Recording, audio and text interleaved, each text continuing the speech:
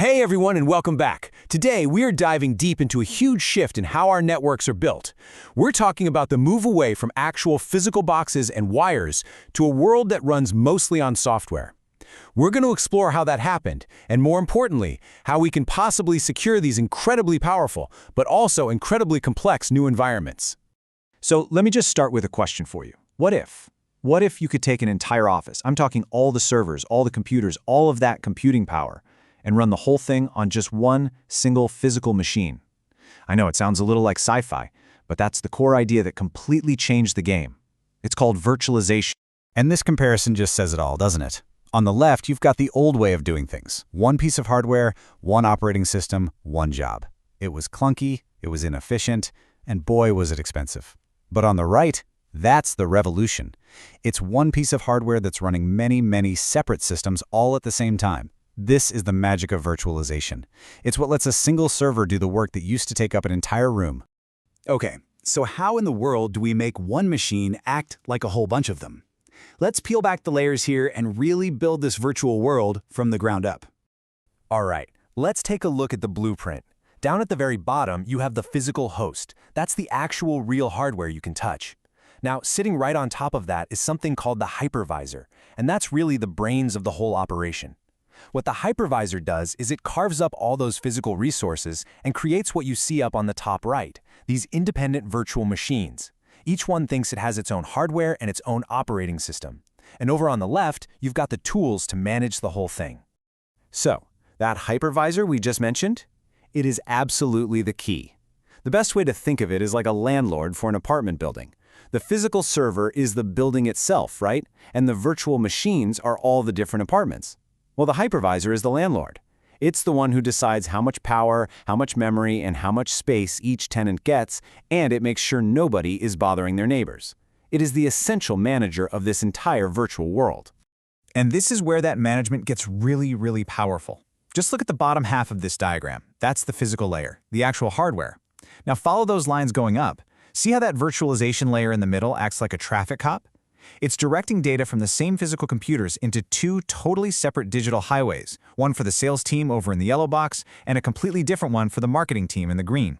They are literally sharing the same hardware, but as far as they're concerned, they're in different buildings. Their traffic is kept completely separate. Now, all of this sounds pretty incredible, right? You get more efficiency, you save money, but, and you knew there was a but, this new software-defined world also opens up brand new ways for attackers to get in. With all this amazing flexibility comes a whole new world of risk. And yeah, this is where things can get a bit scary. You have problems like VM sprawling, which is basically when you create so many virtual machines you just lose track of them, and some get left unpatched and vulnerable. And remember that hypervisor, the landlord? Well, it becomes a huge target. If an attacker gets control of the landlord, they don't just get the key to one apartment, they get the master key to the entire building. And those separate digital highways we just talked about, turns out they can be breached. Attacks like VLAN hopping are kind of like finding a secret tunnel between them. This diagram shows you exactly how that separation is supposed to work. You see all the traffic on the blue line for one department? It's supposed to stay on its path. And all the orange line traffic for another department stays on its own path. A VLAN hopping attack is basically a digital magic trick.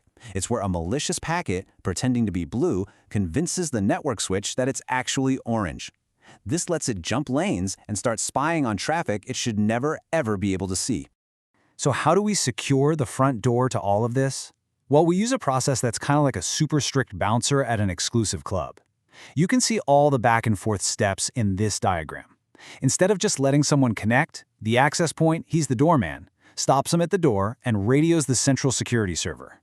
That server then directly challenges the user to prove who they are. Only when that central server is 100% satisfied does it radio back to the doorman and say, okay, you can let them in. It's a robust, multi-step check, not just a simple password. And of course, once you're inside, you want your conversations to be private. That's where encryption comes in. Now this diagram looks really complicated, but the idea behind it is pretty simple. Think of it like a paper shredder for your data. Your normal, readable message goes in the top, it gets mixed together with a secret key, and then it goes through this complex scrambling process. And what comes out the bottom is just a completely unreadable jumble of data, totally secure enough to travel through the air without anyone being able to listen in. Now, Before we get to defense, I want to quickly mention another, even more lightweight type of virtualization called containers. The key difference here is that a virtual machine on the right runs its own full separate operating system, but a container on the left actually shares the main operating system of the host machine. This makes containers incredibly fast and light. They can start up in milliseconds.